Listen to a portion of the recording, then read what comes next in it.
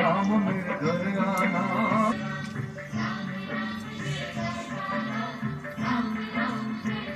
हरे कृष्णा, जय भविष्यवद्री।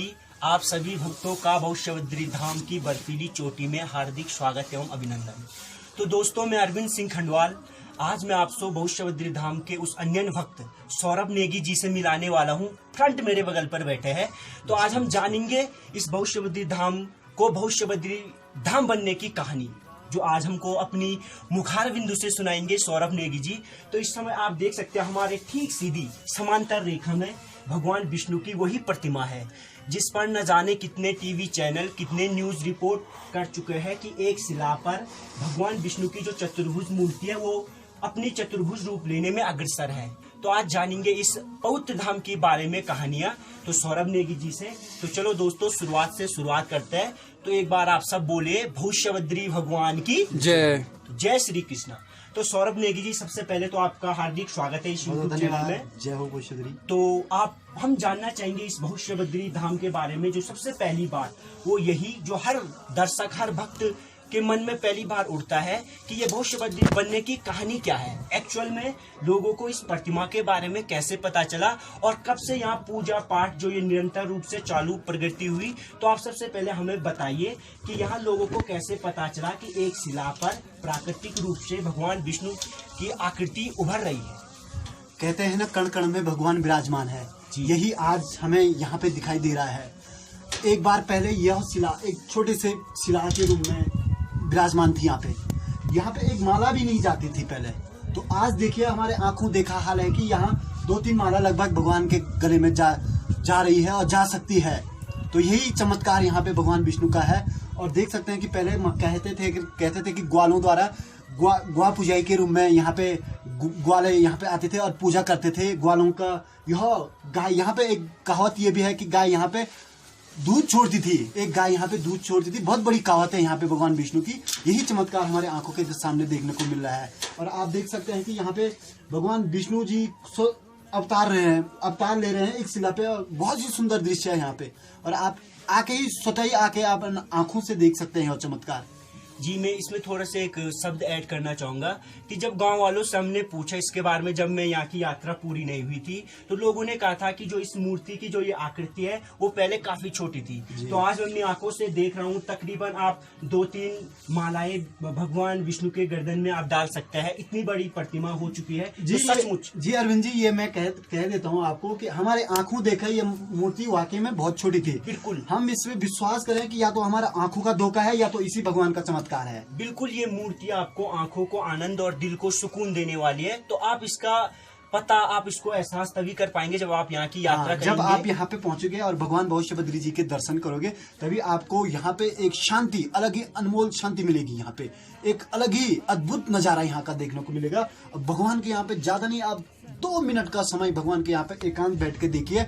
मैं गारंटी देता हूँ आपको एक अद्भुत, एक अलग ऐसा दृश्य देखने को मिलेगा कि एक ऐसी शांति मिलेगी जो पूरा संसार में नहीं मिल पाएगा। तो यह तो दूसरा क्वेश्चन तो जो सौरभ नेगी जी से हम कहेंगे कि कई भक्तों का है, तो इस भविष्यवद्री धाम पहुंचे कैसे, तो यहाँ आने का प्रमुख साधन क्या है। तो आप डिटेल में बताइए कि एक यात्री यहाँ किस तरह पहुंच सकते हैं।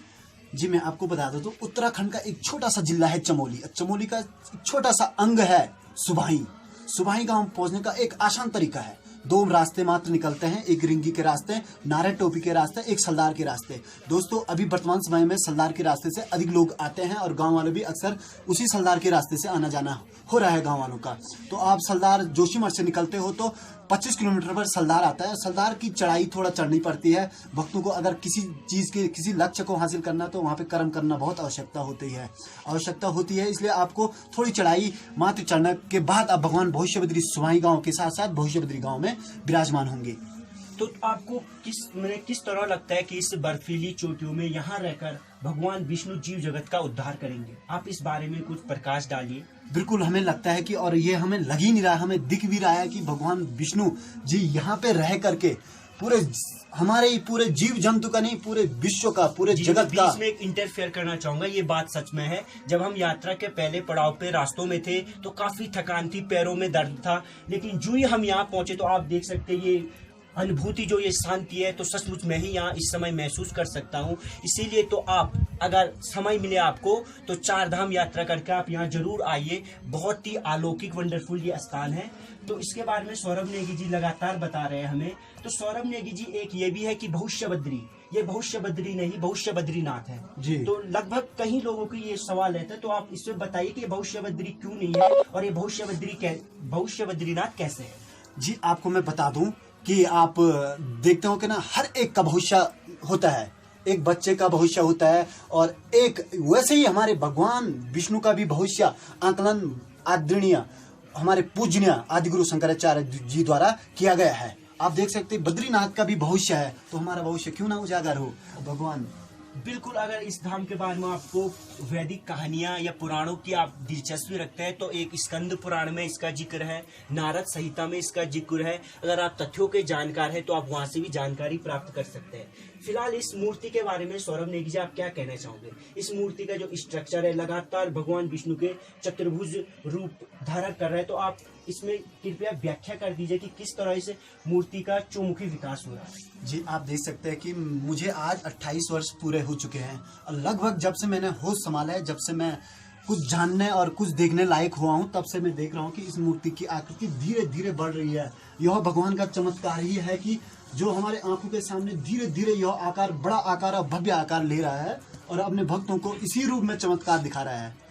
तो एक और लोगों का सवाल है कि भविष्य बद्री धाम की यात्रा किस मौसम में करें, किस ऋतु में यहाँ यात्रा सुटेबल है, क्योंकि वास्तविक रूप से एक दुर्गम इलाका है, यहाँ 12 महीने यात्रा संभव नहीं है। और तो आप बताएं कि किस महीने में यहाँ यात्रा सुलभ रहेगी भविष्य बद्री धाम? जी, अक्सर तो भविष्य बद्री धाम की यात्रा बैसाख के महीने से शुरू हो जाती है, और बैसाख जेठ आषाढ़ तक जी बहुत अच्छी यात्रा यहाँ पे जहाँ तक मैंने सुना है कि जो बैसाख आषाढ़ यहाँ उस समय बसंत ऋतु अपने परचम पे रहता है। बिल्कुल जी, तो आपको उसके समय भविष्य बद्री धाम के दर्शन के समय आपको प्रकृति का जो सौंदर्य है वो यहाँ पूरा देखने को मिलेगा। तो यात्रा के लिए शीतकालीन से अच्छा आपको लगता है कि गर्मियों का मौसम? बिल्कुल बहुत बेटर रहेगा गर्मियों का मौसम, क्योंकि शीतकालीन में यहाँ इतनी अभी सुविधाएं नहीं है, क्योंकि ये अभी सड़क कनेक्टिविटी से ये धाम अभी जुड़ने ही वाला है, लेकिन अभी जुड़ा नहीं। लेकिन आई होप उसके बाद तो 12 महीने यहाँ यात्राएं सुटेबल हो जाएगी। लेकिन अभी अगर आप लोग यात्रा करना चाहते हैं तो जैसे सौरभ नेगी जी कह रहे हैं, आप यहाँ बसंत के आगमन पर आइए, आपको भगवान विष्णु के साथ प्रकृति का भी आनंद उठाने का मौका मिलेगा। जी, बहुत ही बढ़िया जानकारी दी है सौरभ नेगी जी। तो आप यही इस भविष्य बद्री धाम से महज 2 किलोमीटर नीचे एक सुबाही गांव है जी, और वहाँ भी एक सुना है कि एक विष्णु मंदिर है जी। तो उसके बारे में आप क्या कहना जी, चाहेंगे? वहाँ पे एक अलौकिक दृश्य है, वो भव्य बनने जा रहा है। जी जी। और वहाँ पे देख सकते हैं उसके बारे में आदिगुरु शंकराचार्य जी द्वारा आदिबद्री के रूप में